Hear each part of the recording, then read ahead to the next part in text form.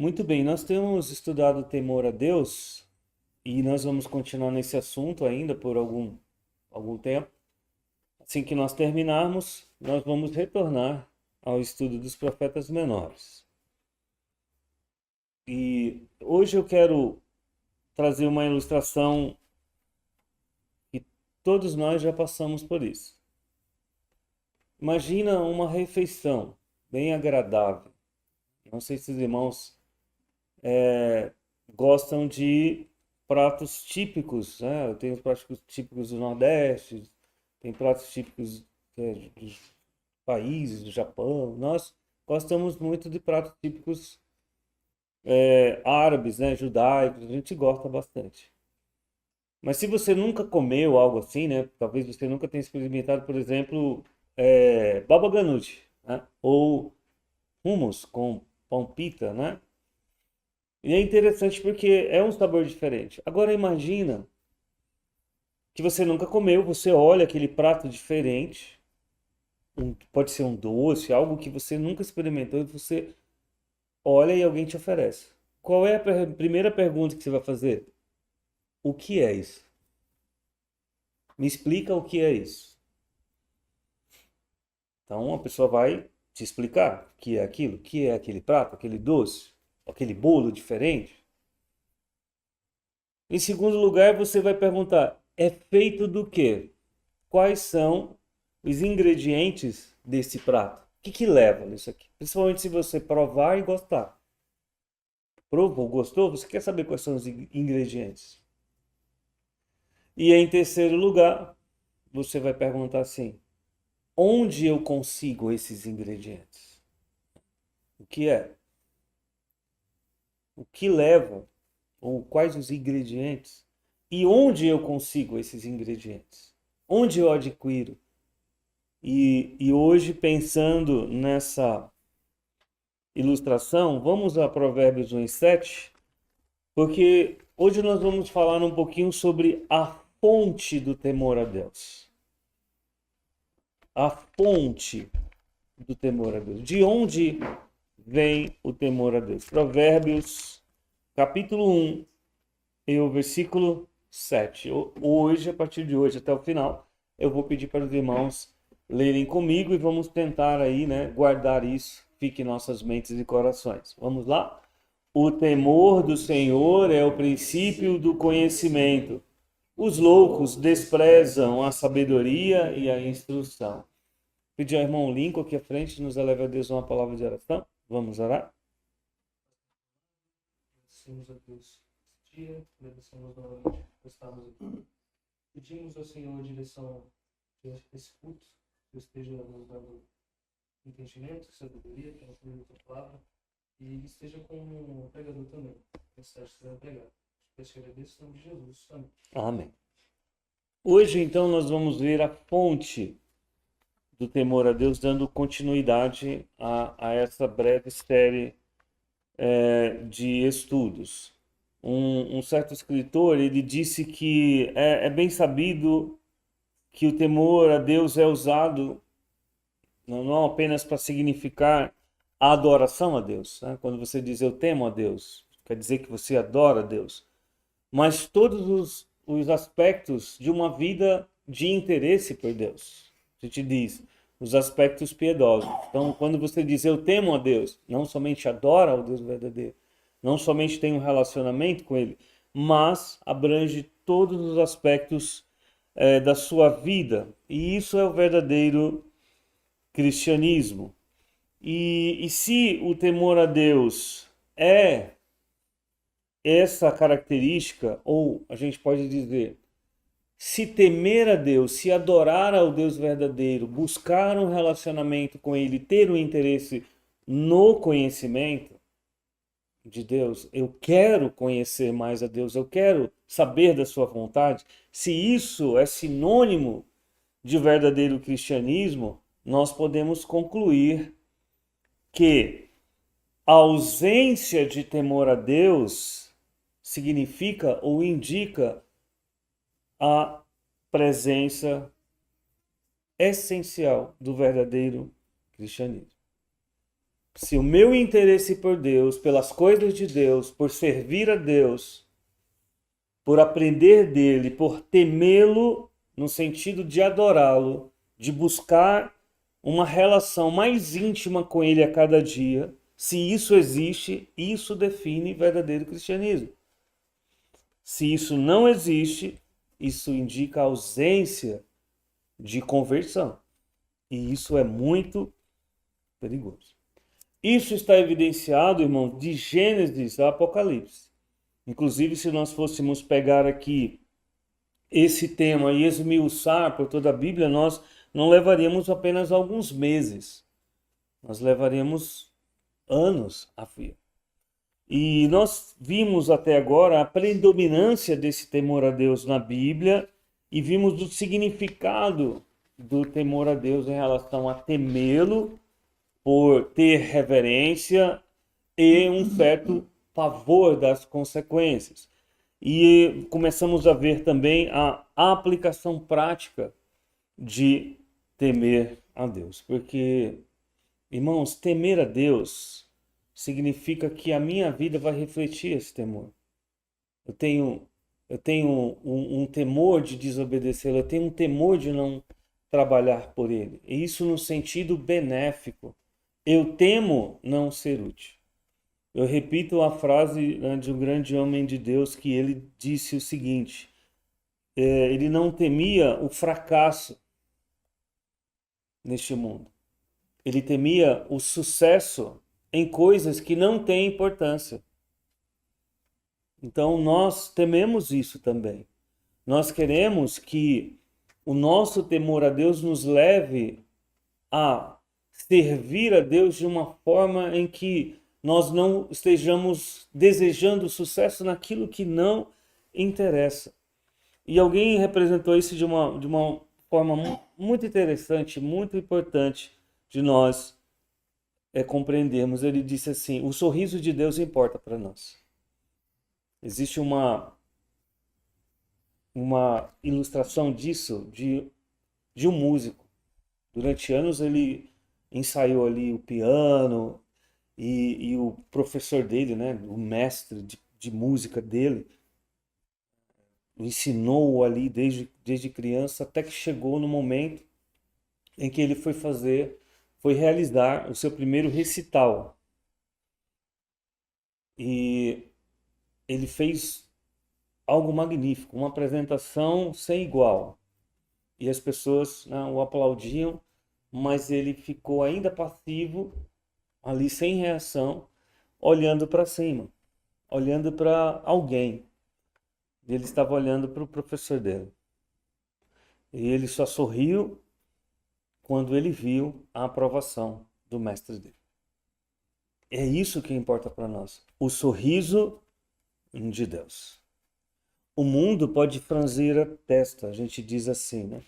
Que o mundo franza a testa. Nos olhe com olhos de ódio, de raiva, de mágoa, de orgulho, de desprezo. Que as pessoas nos desprezam em nossa fé, irmãos. Isso é absolutamente normal daqueles que não conhecem a Deus. As pessoas amaldiçoam os crentes. Mas se Deus sorrir para nós, então está tudo bem. É isso que nós procuramos. Nós não procuramos o mundo sorrindo para nós devemos nos preocupar. Se o mundo sorri para mim, mas Deus está com a testa franzida, nós podemos dizer assim, nós temos umas implicações muito sérias em relação à nossa vida pessoal. E por que é importante nós entendermos isso? Porque nós crescemos.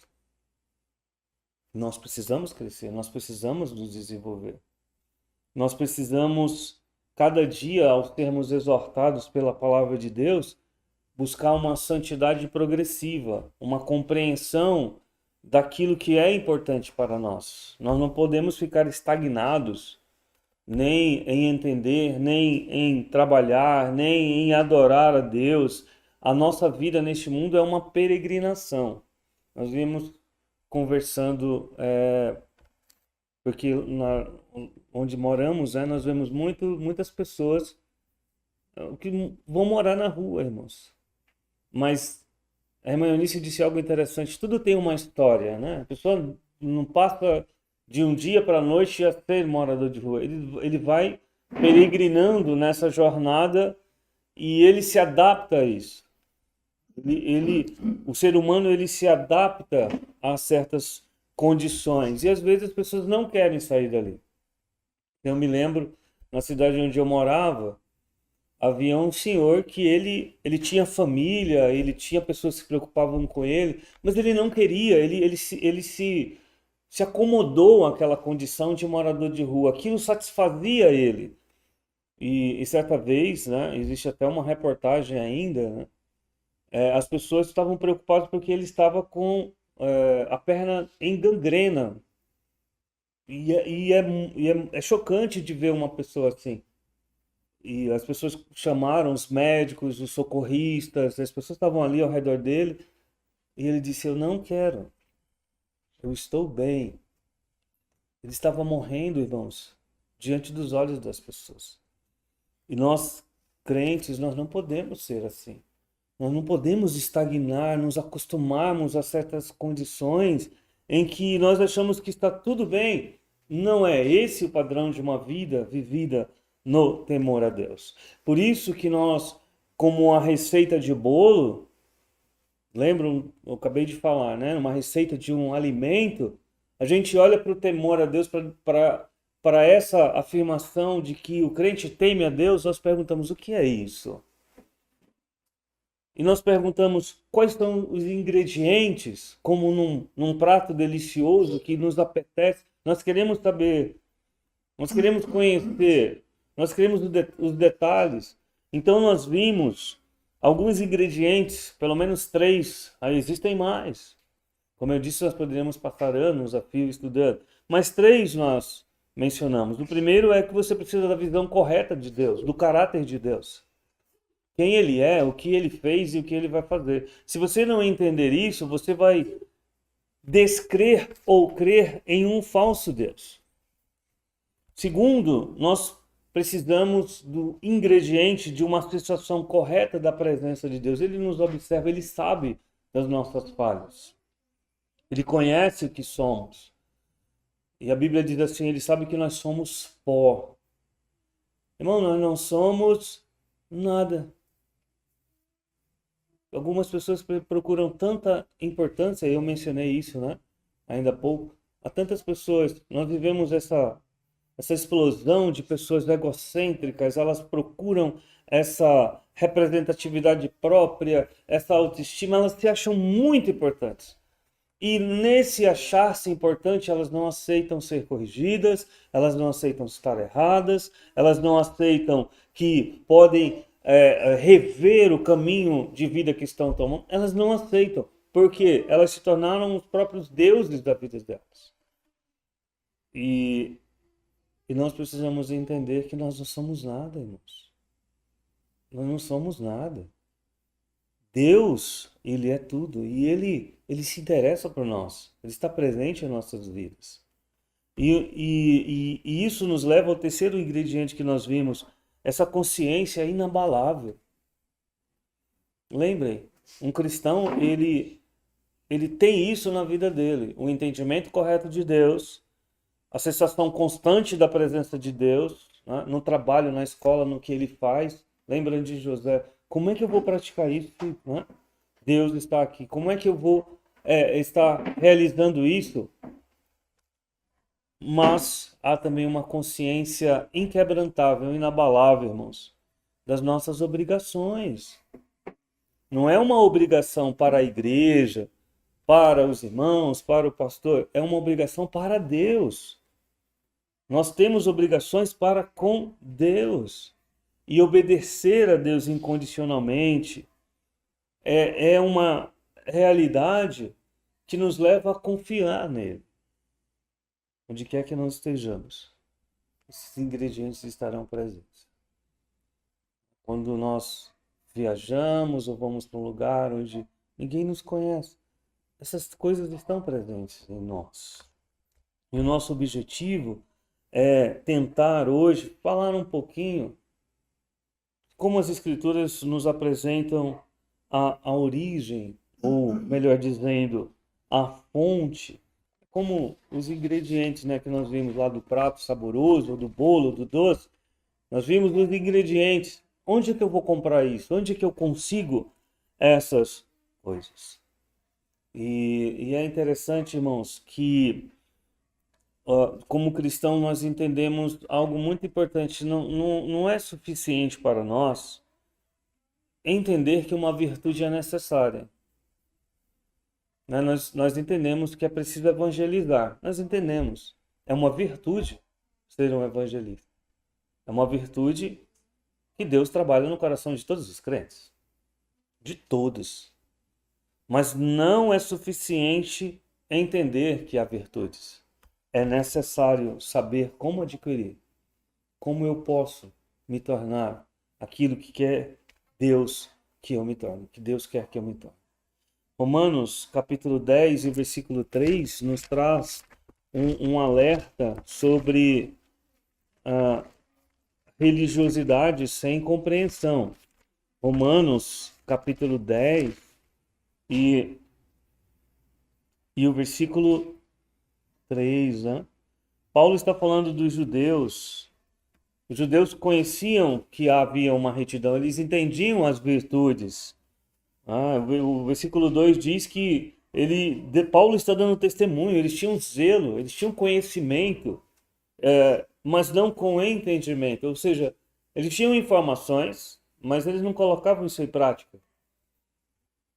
Porquanto, versículo 3, não conhecendo a justiça de Deus, a verdadeira justiça, e procurando estabelecer a própria justiça, o que eles não faziam? Eles não se sujeitavam à justiça de Deus. Isso é interessante. Eles sabiam que precisavam de retidão. Eles entendiam que existia essa necessidade de virtude. Eles não se preocupavam em descobrir como adquiri-la.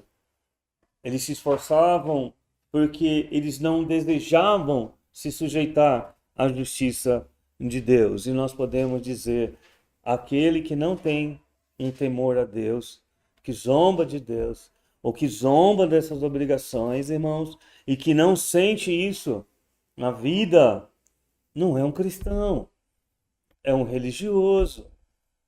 A gente tem mencionado isso, né? É uma geração de convencimentos, de adesões, mas não de conversões, porque a conversão verdadeira, a salvação verdadeira, ela nos convence dessas necessidades.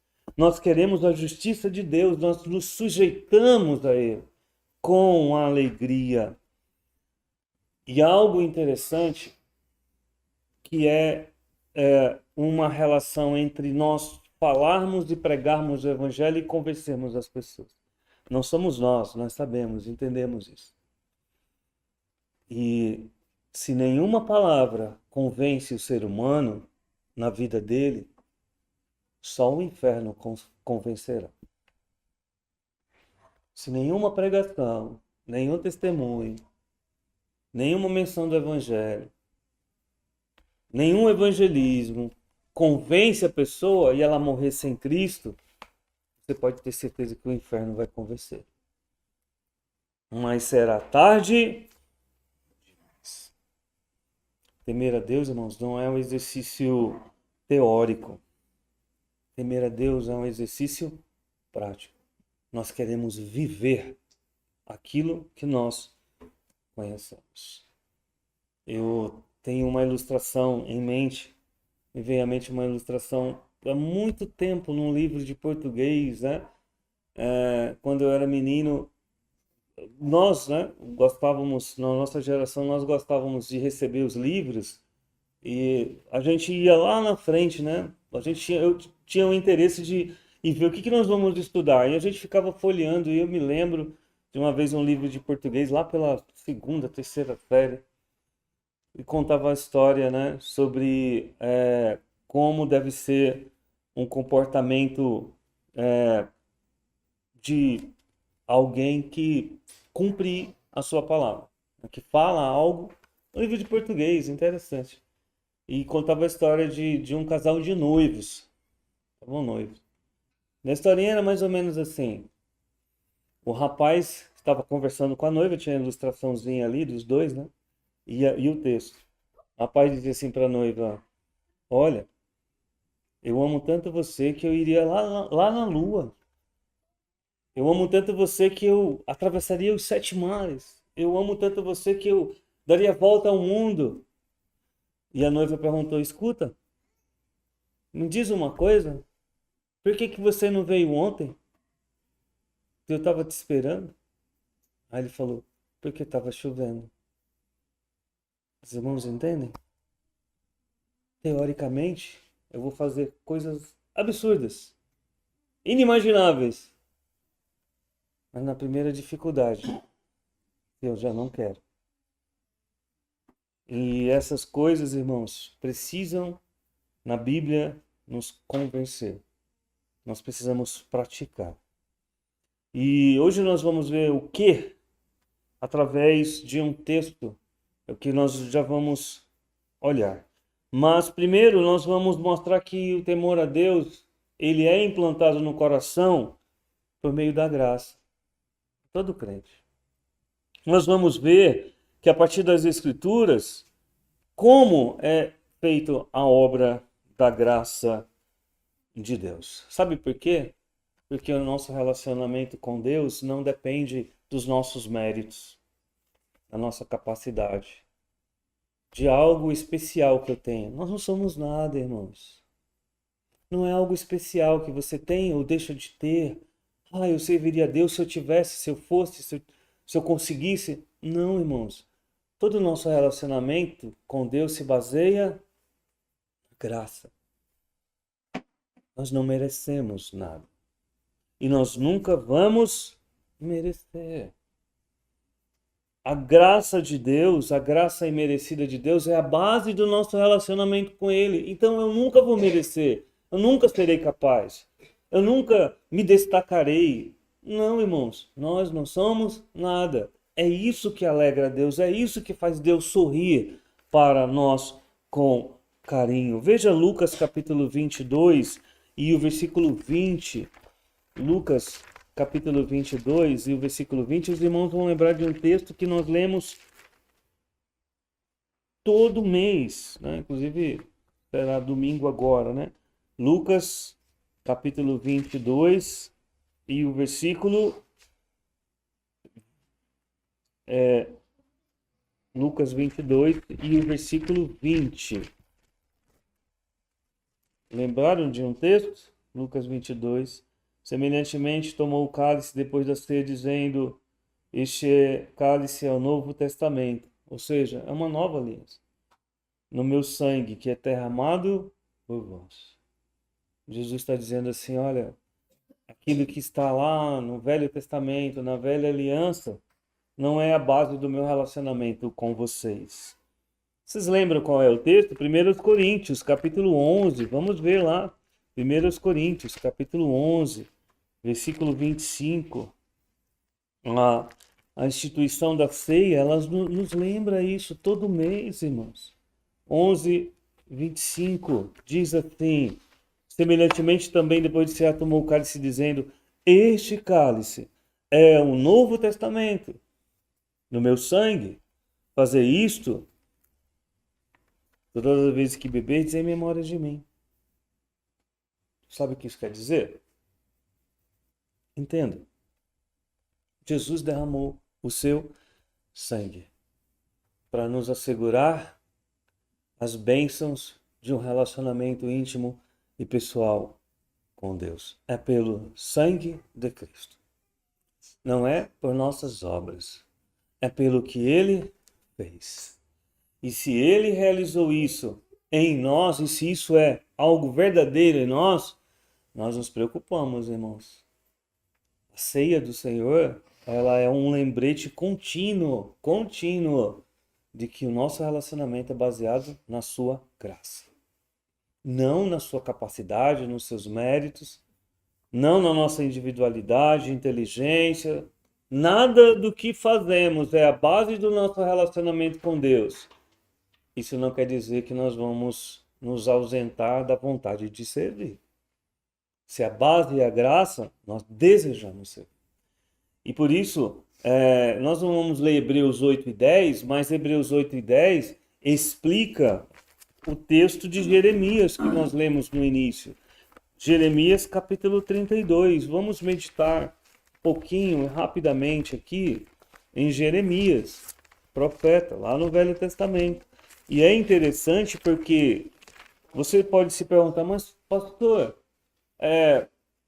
se é pela graça e é a nova aliança, é o Novo Testamento, por que nós vamos olhar o Velho Testamento? Porque Deus havia dito isso, irmãos. Deus colocou isso diante de nós, a humanidade, desde o início a promessa. Então, o versículo 38 diz assim: E eles serão o meu povo, e eu lhes serei o seu Deus. Se você olhar para o Velho Testamento, você verá, como nós temos visto, é importante nós entendermos Israel como uma representação da humanidade. Se você olhar para cá, o povo estava sendo entregue às consequências do próprio pecado. Porque Deus havia avisado o povo que não se afastasse dele. Não se afastem de mim, me obedeçam, temam. O que o povo fez? Eles adoraram a falsos deuses. Por quê, irmãos? Porque o mundo sorria. Todo mundo fazia isso. É normal. Não tem problema. É da moda. E Deus diz que isso serviu para, versículo 30, provocá-lo a ira, versículo 31, o furor sobre a cidade, e eles foram tão desobedientes, versículo 34, que eles colocaram esses falsos deuses lá dentro do templo, no templo. Eles queimavam incensos e também queimavam as crianças. Porque a adoração a Moloque, como nós vimos, versículo 35, no Vale de Inom, esse fazer passar os filhos pelo fogo é realmente pegar os bebês, pegar os infantes e colocá-los num ídolo para que eles fossem queimados vivos. Irmãos, isso não é um absurdo? Mas assim é a humanidade. Estava conversando com um amigo que ele é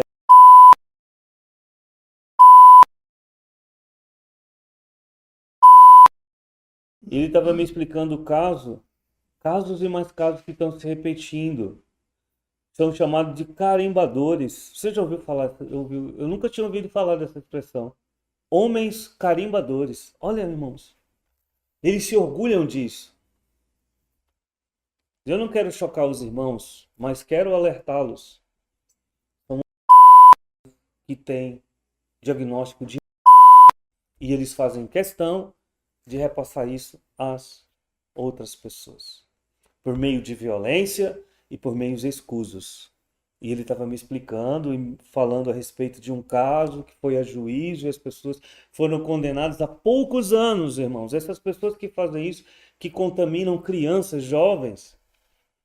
Inclusive um alerta aos pais, cuidado, porque houve casos, né, nessa questão especial, que eles agiram dentro dos shoppings, em banheiros públicos. E conversando com a irmã Eunice, como a humanidade chegou a esse ponto, irmãos. Se a pessoa saber que está com uma doença incurável e ela se orgulhar, porque eles se orgulham de fazer isso. Era como um jogo, uma competição de quantos eles iriam conseguir. Chegar no ponto de queimar os filhos, tendo recebido de toda a revelação de Deus e ter em mãos a verdadeira promessa de Deus. Irmãos, esse é o olhar de Deus que nós devemos ter para a condição da humanidade.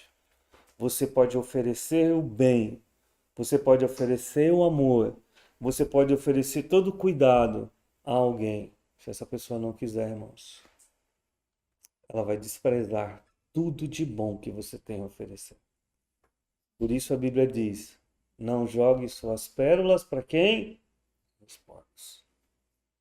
Porque se você jogar, eles vão se virar e vão pisar. Vão colocar na lama. E eles fizeram isso com Deus, irmãos. Por isso Deus entregou-os na mão do rei da Babilônia. Mas Deus é bom. E esse relacionamento, se tivesse sido baseado apenas na natureza humana, Deus já teria nos abandonado à autodestruição. Ele falou: não. Eles serão o meu povo. E eu serei o Deus deles. O temor de Deus, irmãos, é uma bênção divina de um testamento e uma aliança eterna. Todos os que estão fora dessa aliança não temem a Deus. E Deus diz assim: e lhes darei o mesmo coração e um só caminho para que me temam todos os dias para o seu bem e o bem de seus filhos depois deles. Que promessa maravilhosa, irmãos. Deus colocar pela sua graça, eu que não mereço, o temor a Ele para que os meus filhos sejam abençoados e os meus netos sejam abençoados com essa fé maravilhosa de entrega a um Deus que me ama. Ai, irmãos, isso é maravilhoso. Como eu, um salvo, vou desprezar isso? Ele é o que faz isso. Porém, o temor. Ele está dizendo aqui, versículo 40, e farei com eles uma aliança eterna, de não me desviar. É Deus se comprometendo conosco, de fazer-lhes o bem. E porei o meu temor nos seus corações, para que nunca se apartem de mim. Eles vão ser santificados. Eles estarão comigo. Eles se alegrarão. E Deus fala no versículo 41, e alegrar-me-ei deles, fazendo-lhes bem. Ai, irmãos. Deus nos amar, eu, que não mereço nada, Deus me fazer bem. E Ele, mais do que isso, Ele faz com alegria.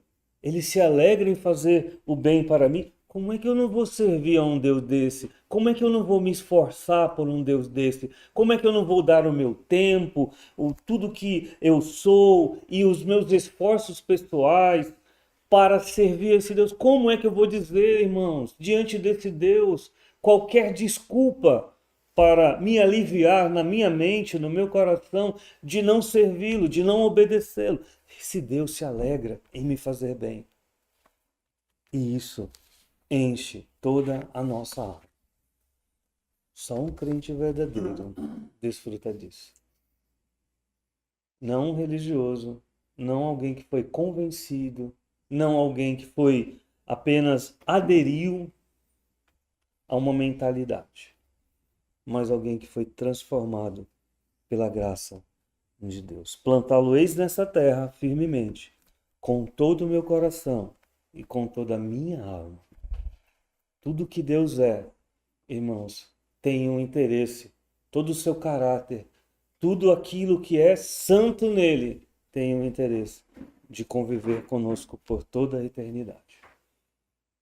E nós vamos continuar falando da fonte, mas eu quero encerrar com duas coisas importantes que nós podemos concluir dessa rápida explanação aqui de Jeremias. O primeiro, você não tem como temer a Deus se isso não for implantado no teu coração. Se você não tem essa consciência da sua obrigatoriedade, se você não tem esse temor, você não faz parte de algo real. Isso é muito grave, irmãos. Se você entender isso em relação à natureza pecaminosa, você vai compreender que Adão, a gente pode pensar assim, ele quase que desejou que Deus não existisse. Foi uma reação de ateísmo, irmãos. Eu ouvi a tua voz no meio do jardim, vindo para conversar comigo. E eu me escondi. Imagina Adão escondido. Tomara que não seja real. Tomara que seja coisa da minha cabeça. eu acho que esse Deus aí não existe não. Vamos ficar escondidos aqui. E Eva estava com ele. Ele puxou a mulher. Vamos fazer de conta que não tem ninguém lá. Isso é o ateu, irmãos. Esse temor, ele faz parte do ímpio. Não há temor a Deus diante dos seus olhos, diz Romanos 3,18. Essa é a natureza. Não há temor a Deus diante dos seus olhos. Eles não temem a Deus. É normal, irmãos, para a natureza decaída do ser humano. Não se espante com isso, não. Não se espante com isso. Então, você não tem como participar desse temor se isso não for implantado no seu coração. E segundo, se você participa dessa bênção, se isso é real na sua vida, você vai demonstrar. É real? Foi implantado no teu coração? Não tem como dividir o real daquilo que é praticado. Você vai desejar demonstrar na sua vida. Não há ninguém que vá a Jesus e o receba como mediador e seja perdoado, irmão, e conheça o temor de Deus e tenha recebido as bênçãos dessa nova aliança e não queira um relacionamento com Ele. Não deseja obedecer, não deseja se separar do mundo, não deseja temer a Deus. E como é que nós temos procurado viver? No temor ao Senhor? Nós somos pecadores perdoados? Nós temos buscado honrar a Deus? Nossos esforços, irmãos, volto a dizer, a nossa vida não é nada. Não se orgulhe de nada, de conquistas, de prazeres, nada. Nós não vamos levar nada. A Bíblia diz que aquele que se alegra e aquele que se orgulha, que tem esse prazer da vida, ele se orgulha em conhecer a Deus. Ele se alegra em ter conhecimento de Deus. Ele se alegra em servi-lo. Na realidade da nossa vida, nós desejamos temer a Deus de forma prática. Você é um cristão? Vamos orar.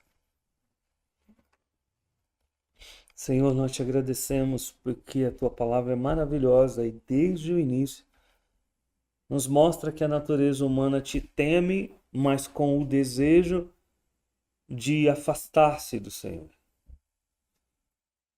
E nós sabemos, ó Deus, que desde o Velho Testamento, desde a Antiga Aliança, os homens têm cometido atrocidades impressionantes. Como hoje também nós vemos a humanidade indo de mal a pior. Como os homens carecem do Evangelho, da salvação. E como o Evangelho, Deus, distorcido, tem convencido e levado à adesão de pessoas que não têm verdadeiro temor ao Senhor. Mas quanto a nós, se isso é real, Senhor Deus, confirma em nós. Se o sangue de Cristo realmente nos lavou e nós cremos nisso, ó Deus, que isso se manifeste no nosso viver. Que não estejamos, ó Deus, adaptados às nossas desobediências, mas inteirados da nossa necessidade de obedecer. E em santa comunhão, ó Deus, nós estejamos buscando a tua aprovação, o teu sorriso. E aquela alegria, aquele alegrar-se, nós possamos sempre buscar em conhecer ao Senhor e em ter um relacionamento contigo, a Ti, ó Deus, como único Deus, e a Jesus Cristo como nosso Senhor e Salvador. Quanto aos que não Te conhecem, ó Deus, Te pedimos que pelo nosso testemunho, pela nossa vida, possamos ser usados por Ti, mesmo inúteis, sermos usados pelo Senhor para alcançarmos almas que carecem tanto de Cristo, de arrependimento e fé, e de serem salvos também pela tua graça. Que o sangue derramado de Cristo, ó Deus, nos constranja todos os dias a vivermos assim, assim pregarmos. Em nome de Jesus. Amém.